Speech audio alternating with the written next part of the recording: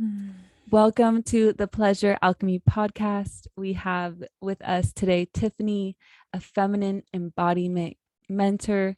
I met her during my recent business program called EBA, and she is actually the third guest we have from EBA. Welcome, Tiffany. Samantha, I'm just so ecstatic to be here and to be on this podcast. Like, what an honor. So, thank you so much for having me. Yes, thank you for saying yes. So, our listeners love to learn a little bit more about you and about your journey, how you became a feminine embodiment mentor. I mean, where do I begin? I'm just gonna take a moment just to drop into my heart and see what wants to come through. You know, like you said, it's been an unwinding, beautiful journey and an initiation into my womanhood. Um, I think at the fresh age of 19, I decided to take the path least traveled and didn't go to college and do all of the normal things we 19-year-olds usually do at that time, and chose to embark on a journey of becoming a yoga instructor for a while.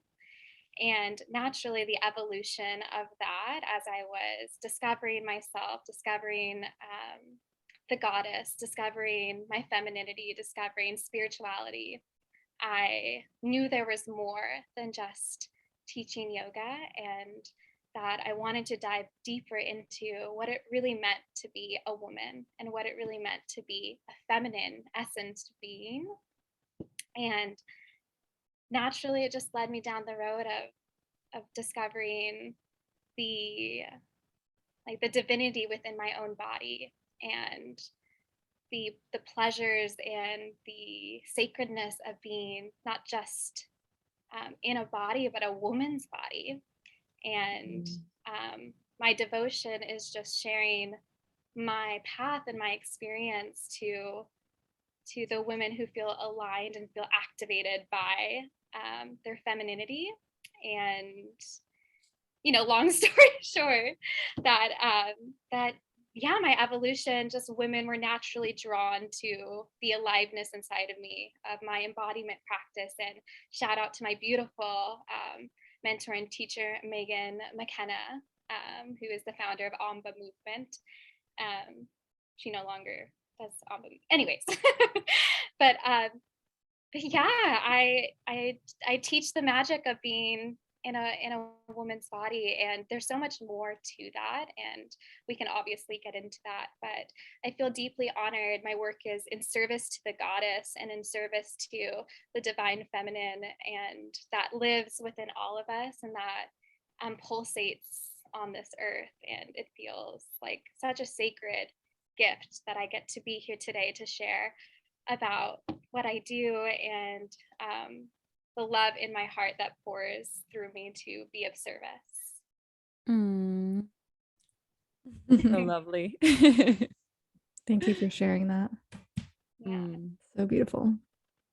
And I'm curious, was there like a story of a catalyst, or what shifted you from yoga into more coaching and feminine embodiment?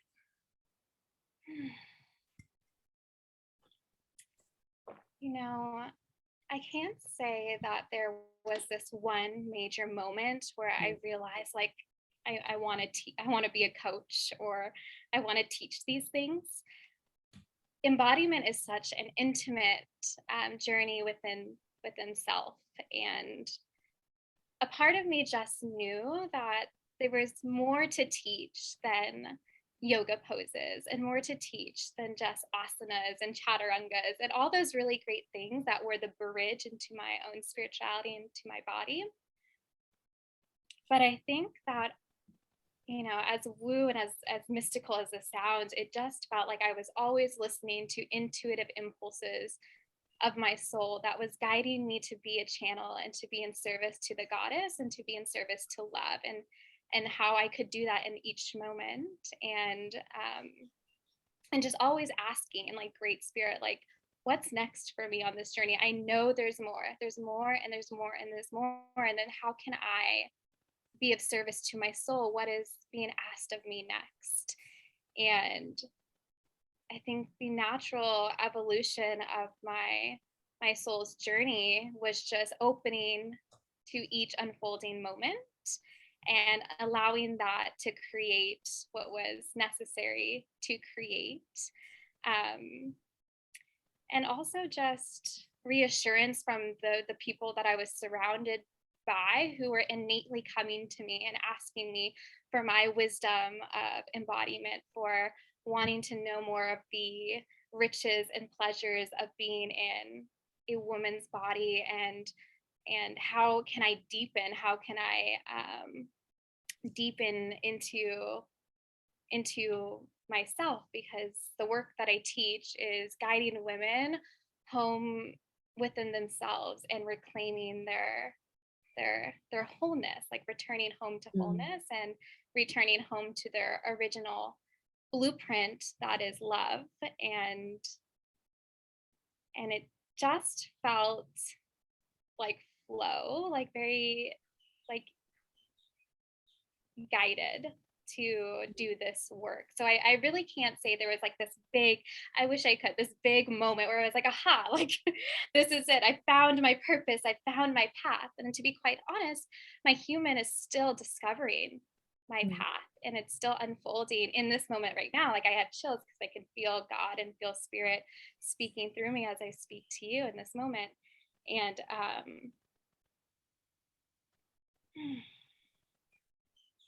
and yeah,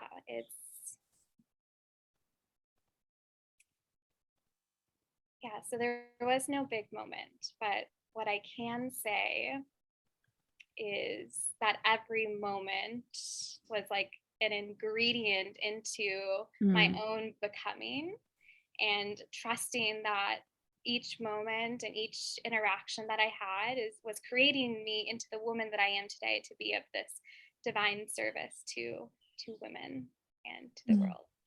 But yeah, yoga was like the bridge, and I'm so grateful, beyond grateful, that my 19-year-old self decided I want to be a yoga instructor. Yeah, Like I that's don't want to go incredible. to college. I mean, college is great, and I'm so happy for the people who have gone that path, but my soul was calling me towards a totally different a different path. And when I think back to my evolution, it's really fun to think about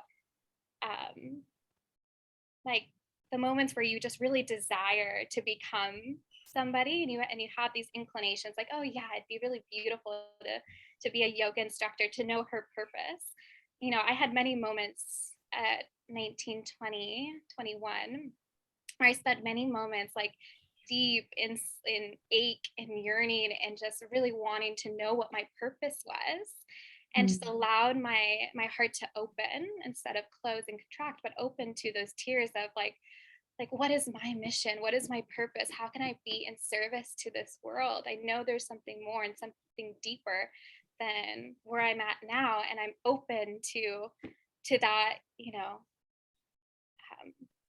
forming and taking place, and for me to step into that one moment and one day at a time. And it's beautiful now to be sitting here amongst you both, and to really feel so congruent and so solid in my gifts and my work in the world, and that it's always unfolding, and that we just have to keep trusting that, and that your magic is so multifaceted as well. It's really hard to put ourselves in a box, but Yeah. I love it. Yeah, to me, like the ultimate, well, one of like the prime definitions of the feminine to me is the mystery, like not knowing and like loving that aspect. And once it's like you are able to really embrace the mystery, then it's like you're so much more open to so much possibility. And yeah, thank you for sharing that. yeah, I mean, I absolutely agree. I think in those days I wasn't consciously aware of like the feminine and the mystery and the unknown. Like my human was very much scared and was like I could feel like spirit and the goddess like holding me and reassuring me that you're protected, you're supported, everything's going to be okay, and you just have to keep trusting. But it wasn't until like later in my years of going deep into my feminine embodiment work that I really understood what it meant to be in the unknown, to be in the Mhm. mystery, and how that is where creation takes place. That is where the magic is birthed. That's the spaciousness for miracles to happen. And if we can just like detach our grip on on what we want or who we want to become or the life that we foresee, if we can hold those desires with such profound love and trust, but loosen our grip, I mean, so much magic can happen in the Mhm. unknown. But fuck, it's terrifying. It's uncomfortable. It's crunchy. I don't always like it. I still have moments where I'm in the unknown, in the dark, and crying and yearning, and like, oh my God, I'm here again. Because the path is like the feminine is always like ebbing and flowing. We go through cycles. And I think I just always come back to, you know, our soul has a purpose. We are always being supported. And we incarnated into this human body and this human experience to that comes with the uncomfortable crunchiness and comes with the yearning and the aches and the sadness and the tears and the frustration. And if we can just open to the magic of that and just feel what needs to be felt and just to keep trusting and to keep knowing that you are being guided even when it feels like you're not, Mhm. always unfolding in another time and space. You're already exactly where you want to be, but this moment is perfect and you are enough right now. Yeah, what would you say to someone that has this awareness, like know that there's depth and discovery and like lessons to be learned within the darkness and the heavy emotions, but maybe they're super afraid of going there, or maybe they've never fully allowed themselves to be in that space? What would you say or suggest to this person that struggles with fully feeling the full spectrum of emotions? That it's okay to, there's nothing wrong with you, that it doesn't feel great sometimes, and feel like if you can, like just feel what needs to be felt, scream, rage, cry, and to keep your heart open and to just keep trusting that on the other side of the uncomfortable feelings that our souls are initiated in these human experiences, that your growth is on the other side of that. There's so much magic to be found after you just allow yourself to be held, like to hold your human and your inner child, and you know the one in you who just wants to figure it all out and to feel some peace with the challenges that we face, is that it will get easier. Mhm. And and it's a beautiful part of this human experience to feel, to be such a deeply feeling creature and to be so alive. And that's, yeah. Beautiful.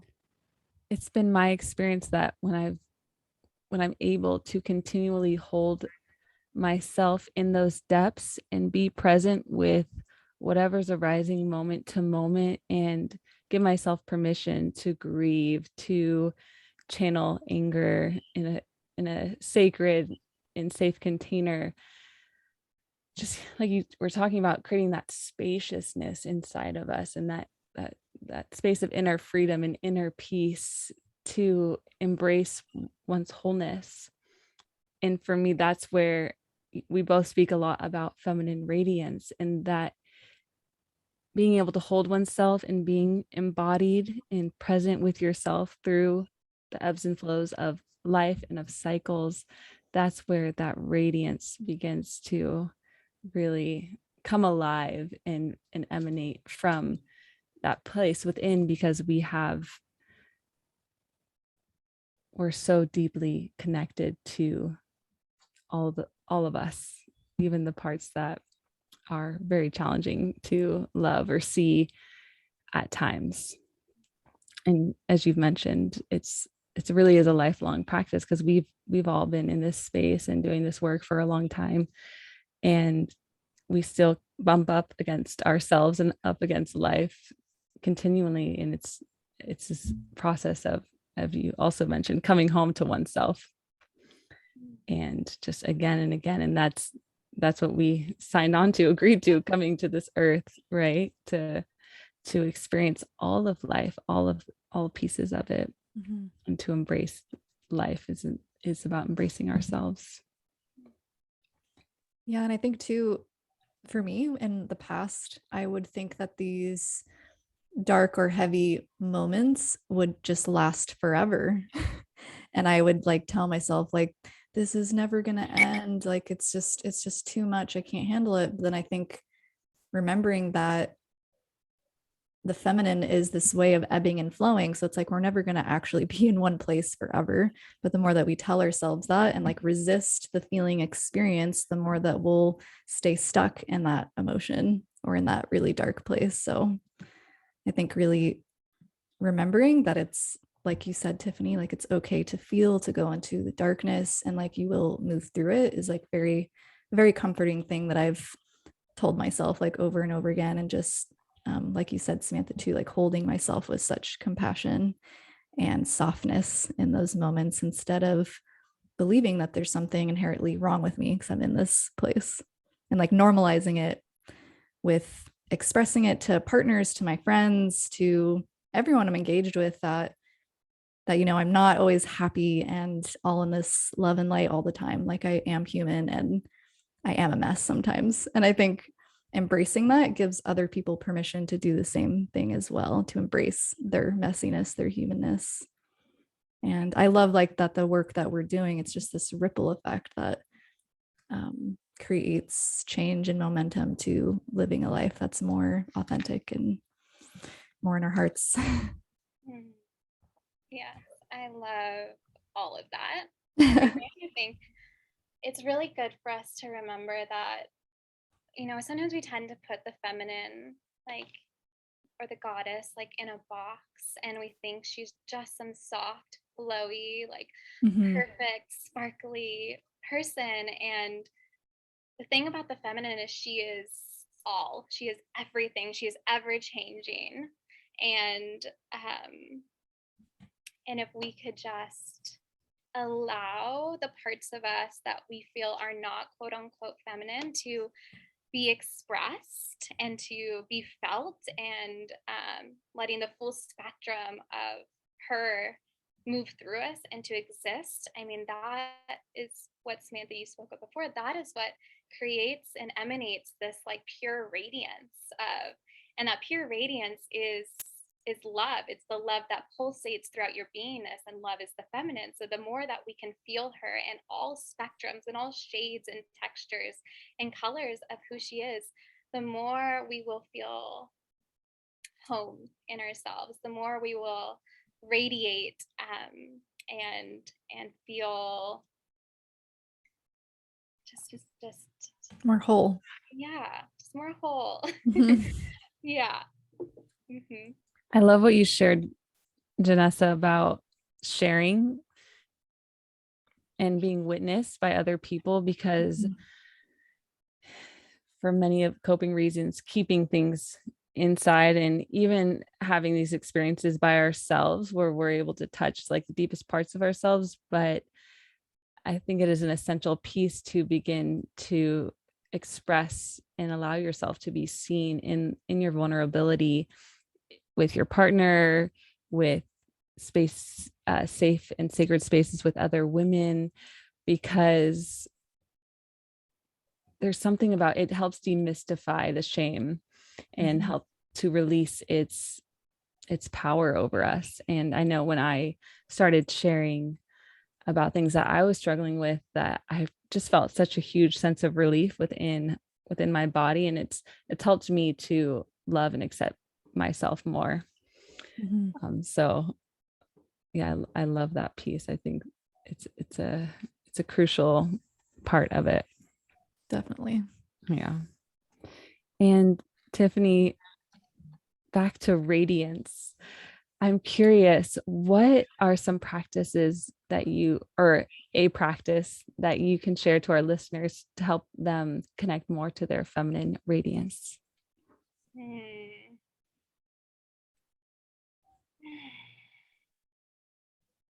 Being with your heart more is like my key practice to emanating more radiance. And I mean, everything we just touched on, like we can demystify radiance in a sense that we don't have to be all together and we don't have to be perfect to be radiant. You know, you might still have moments of feeling triggered or feeling not so like sexy sometimes, and not so, you know, bubbly or always on, like we said earlier, but you can still be radiant by being in your heart and taking more time to drop in and be inside of yourself. And especially in moments where you're feeling triggered or you're feeling activated, if you can pause and breathe into your heart, breathe slower, soften, like physically pull your shoulders back and allow your heart to be revealed. And then if you're, you know, speaking with somebody or just speaking with yourself, like speaking from that space first. And to me, this practice has been like foundational or like fundamental for me to really inhabit more of my radiance, because the more that we can soften parts of our body that are feeling tension and contraction. I'm mostly going to talk to the heart because typically we tend to like close up in moments of feeling triggered. And if we can observe that with you know, lovingly, and consciously drop into that space and ask it to soften, physically soften it, we open that tension, release that contraction, and then love energetically can flow with more ease. And love is what permeates that inherent radiance and is a felt experience. And people can really feel that when you're inside your body and inside your heart and speaking from that place too. And it doesn't have to be all, you know, rainbows and unicorns when you're speaking of love. Love is fierce truth. Love is, you know, it can sometimes be a lot, but that is radiant. And yeah, so that would be my practice to offer your listeners. I love that. Yeah, you reflected that so beautifully in the beginning of our talk before you were sharing about your journey, how you got here. You checked in with your heart. I love that. And speaking of a common trigger that women experience, jealousy. We haven't talked about jealousy yet on the podcast. And I'm curious, what is your take on jealousy, and what are some ways that you move through it from jealousy back into your body, into the present moment? I mean, let's be real, because jealousy happens all the time, especially for women.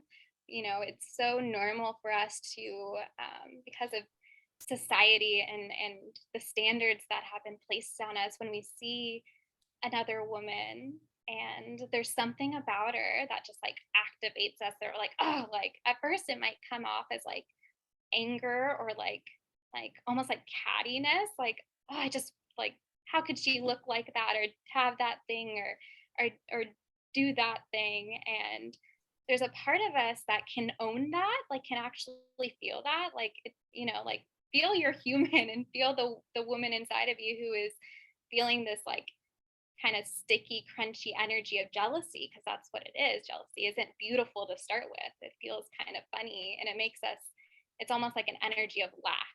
It starts off at lack, like, oh, I'm missing something. And that woman, that person has something. And, you know, right now, I don't like her. I don't like that she has that and I don't.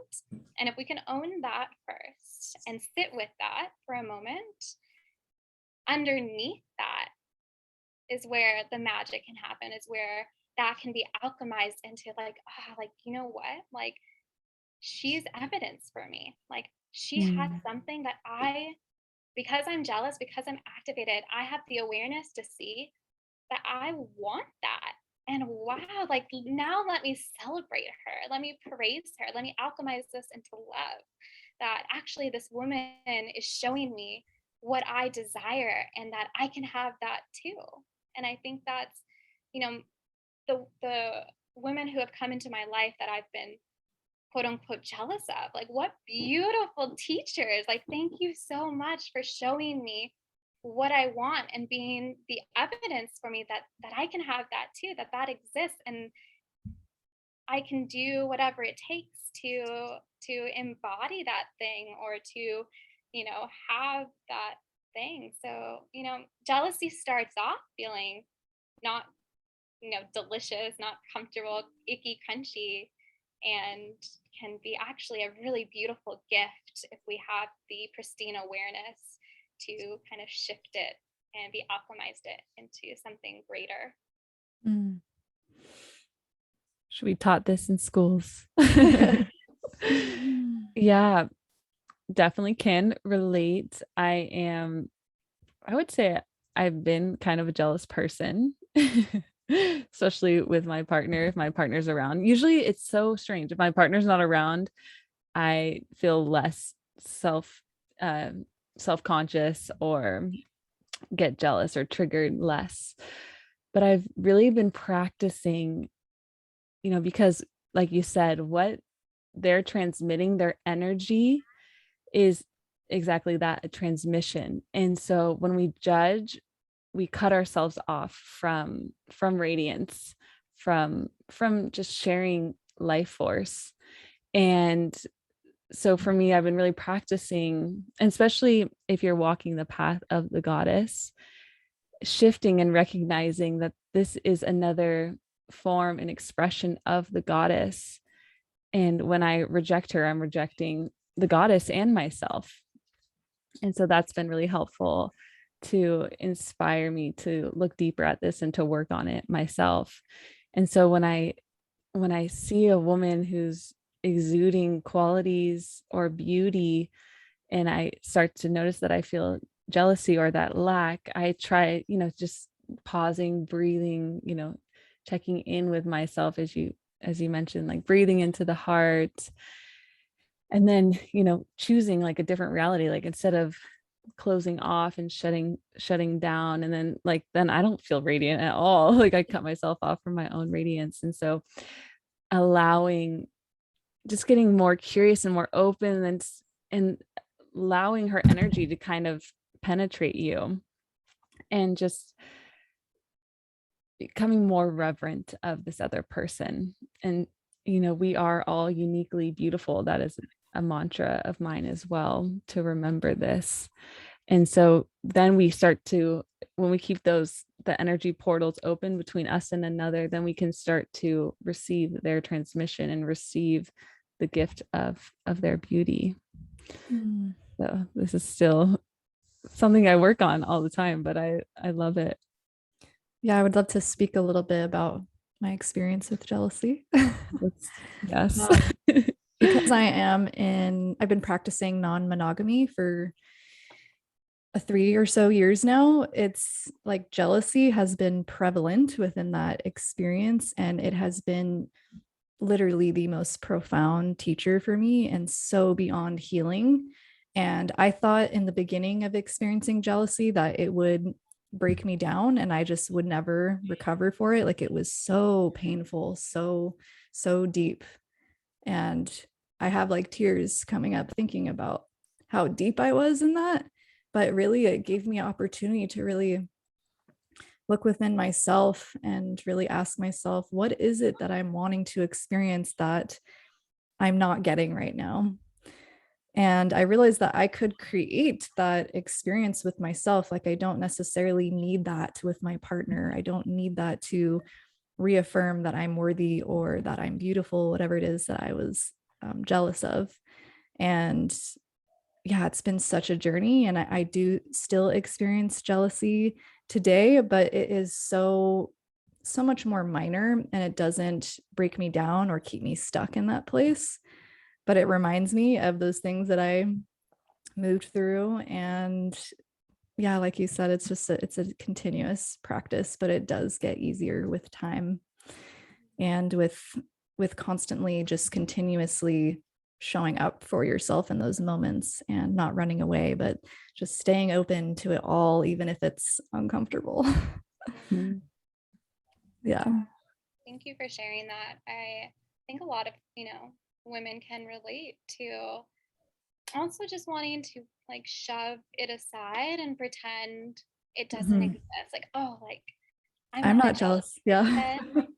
Like I shouldn't be feeling this way. Like I'm good. I'm whole. I'm love and light. I'm good. I don't need, but Yeah. actually like it's really like sacred and powerful and a beautiful observation to have when we aren't jealous, because it is truly just teaching us how to come back home to ourselves. And something that has been so key for me is the basics of self-love, and to really anchoring into my enoughness in those moments. Mm-hmm. And when I can do that, like because it's not always easy in those moments, but if you can just hold yourself and honor these feelings of jealousy when they arise, and to not make them wrong, to not make them right, but just allow them to exist, and to allow them to have a voice, and to Mm-hmm. allow this like inner part of you to just to breathe life into you, and see what messages want to come through, and to just hold yourself in this one, be like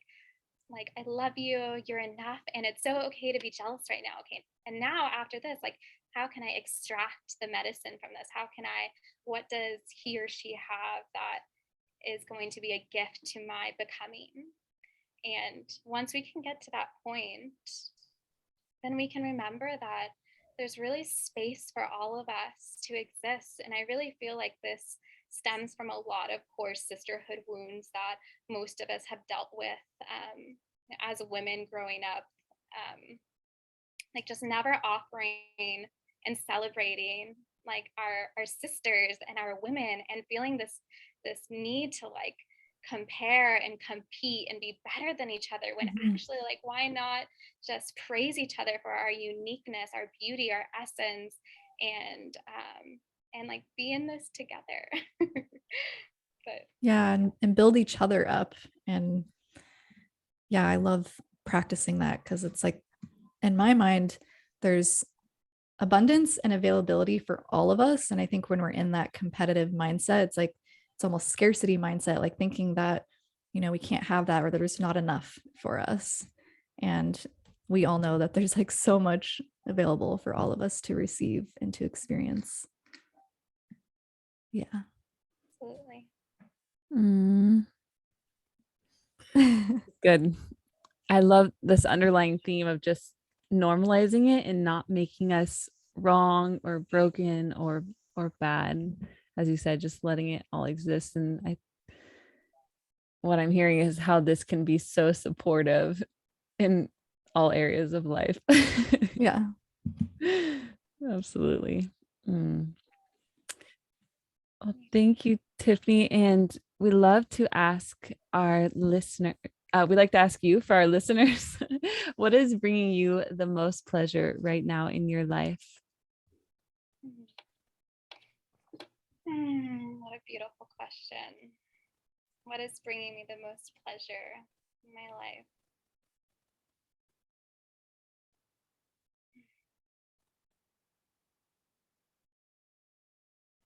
I mean, there's so many things that I want to like answer this question with,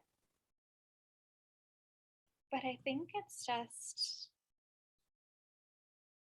like really this like acceptance of me and where I'm at in my life, and truly just embracing these small moments that feel like magic, like in the mundane, and just drinking and eating it in, whether that's um, having the spaciousness in my day to go for a hike, or to commune with the earth, or to, like what a gift to lay in the sun. I mean, those really small moments offer my being the most pleasure, and it's, yeah, for me it's really simple. It's just the beauty that is my life, and how I can embrace the big moments and the small moments with so much like openness. Sunbathing feels so good right now. I feel like I'm about to go do that. Yeah, so sweet. Well, thank you so much. Where I know you have the Wild Femme Facebook community and you're on Instagram. Where can people find you, Tiffany? Yeah, so I would say Instagram honestly is I'm really active on there, and that's at Love Tiffany Rose.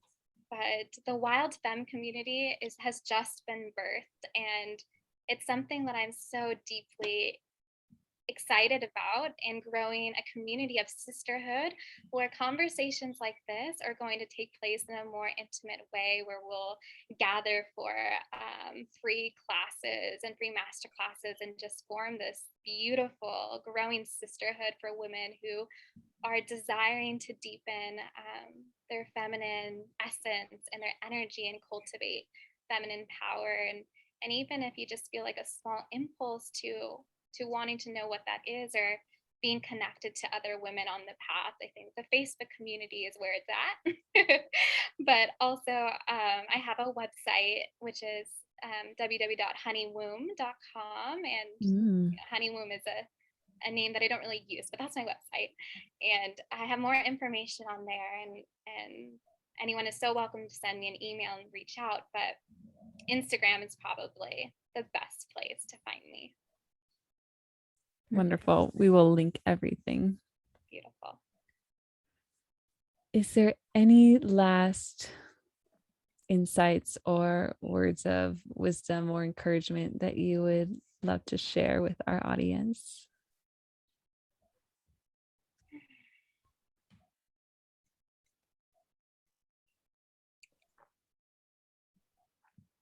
That you are whole as you are, and that these conversations, that your teachers, your guides, and all of everything else is just adding to your enoughness and to your magic. But right now, in this moment, whoever's listening out there, you're inherently whole, and there's nothing you need to do to be fixed.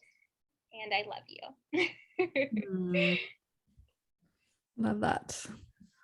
I was really Thank you. receiving that too as you said it. I'm glad. Me too, actually. Thank you, Tiffany, so much. It was so good to get to know you a little bit more. Thank you so much. I'm so beyond honored to be here. Yeah, thank you. Bye, everyone. Have a great day.